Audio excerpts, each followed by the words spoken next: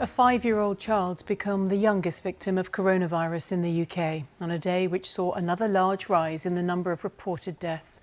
The child, who had an underlying health condition, was among 708 people reported to have died since yesterday. It brings the total number of deaths in hospitals from the disease now to just over 4,300, but there are suggestions that the spread of the infection is slowing. Our science correspondent Palab Ghosh reports. Brighton Beach would normally be packed on a day like this, but across the country it seems that most people are following the government's instruction to stay at home. So we haven't got all day to be waiting for your food. The police have been told to engage with those they suspect of breaching the guidelines, like these people having a barbecue, and advise them to return home. One emotional and exhausted nurse posted a video after a shift in intensive care, explaining why it was so important for people to observe the guidelines. We're desperately short of staff, and the things are really difficult and we're all really struggling. So I'm just saying to you all to stay in. If you stay in and you don't spread it and you don't catch it, that takes the pressure off of us, because we're all on our knees at the moment, to be fair. That sentiment was echoed at the Downing Street briefing with the news that COVID-19 had claimed the life of a young child. Our thoughts today are also with the family of the 5-year-old child with underlying health conditions who's tragically died. So again, you must stay at home to protect the NHS and to save lives. The latest projections indicate that if people continue to stay at home, the increase in cases could begin to slow down in 7 to 10 days' time and then plateau. And I'd also like to ask Stephen Powis whether we should take any heart whatsoever from the flattening of hospital admissions in some parts of the country. There is some evidence that the measures that have been put in place, everybody's compliance with them, is reducing transmission, will over a number of days and weeks start to be reflected. The benefit will be reflected first in a reduction in infections, then in a reduction in hospitalisation, and then finally in a reduction in deaths. So yes, there is reason to be hopeful. Watford General Hospital in Hertfordshire has declared a critical incident and told all patients, apart from women about to give birth, to stay away. The hospital trust says it's because of a technical issue with oxygen equipment. The government continued its testing of NHS staff, but few were turning up today at this temporary centre in Surrey. At the moment, overall, hospitals have the capacity to deal with the expected surge in cases, but that could easily change. We can keep you alive using the technology and the equipment until your body gets over it, but we can't fix the virus. But the general public, you can fix the virus. You can stay at home, stay indoors, and don't spread it. If nothing else, do not spread it. The number of deaths are likely to continue to increase over the coming days. Experts say the best way of turning the tide is to stay at home. Let's pick up on that last point with Palab now. What should we take away then from these latest death figures?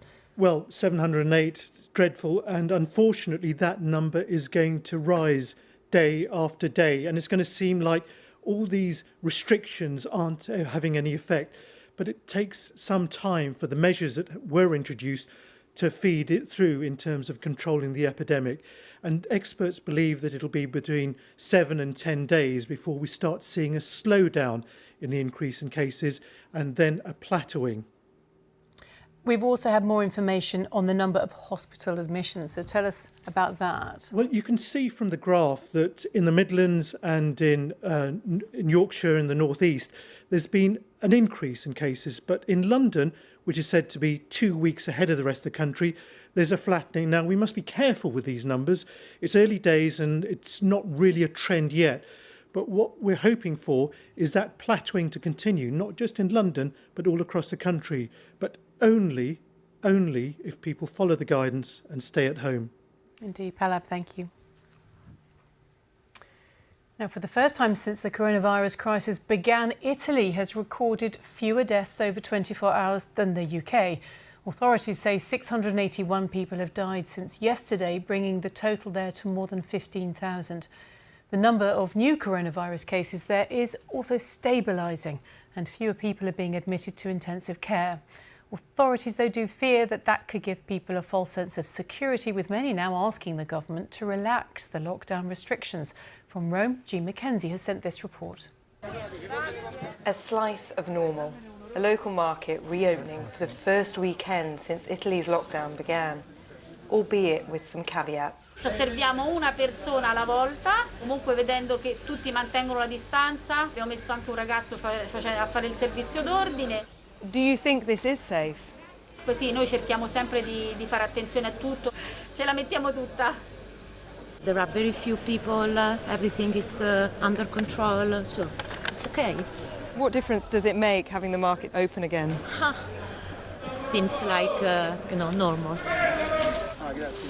But things are not normal. Italy may have reached the peak of its epidemic, with fewer deaths here in the last day than in the UK. But the country is still in strict lockdown.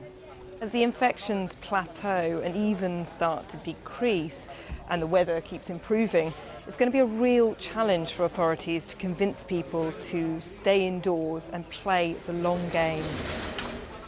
Because the lockdown is working, they say. Just look at the hospitals, where the number of people in intensive care has fallen for the first time since this crisis began. The situation, for the first time after weeks, is not worsening anymore. We are still working 12 or 15 hours per day following them. They're serious, they're critically ill, but we can now cope with it. It is a relief. From a rooftop in Rome, this serenade has become a nightly affair. People leave their homes to soak it in just for a few minutes, while police look the other way. The sound of hope returning. Jean Mackenzie, BBC News, Rome.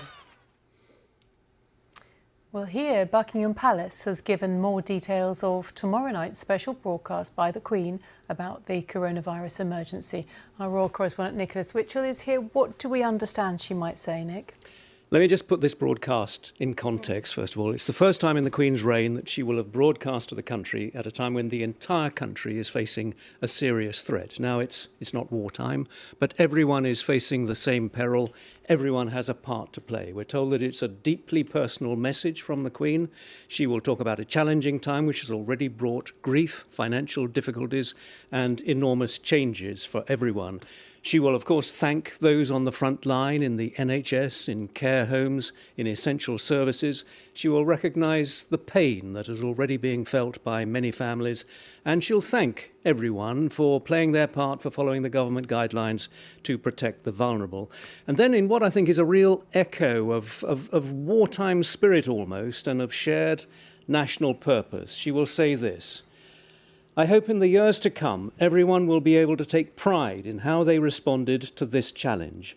And those who come after us will say that the Britons of this generation were as strong as any, that the attributes of self-discipline, of quiet, good-humoured resolve, and of fellow feeling still characterise this country.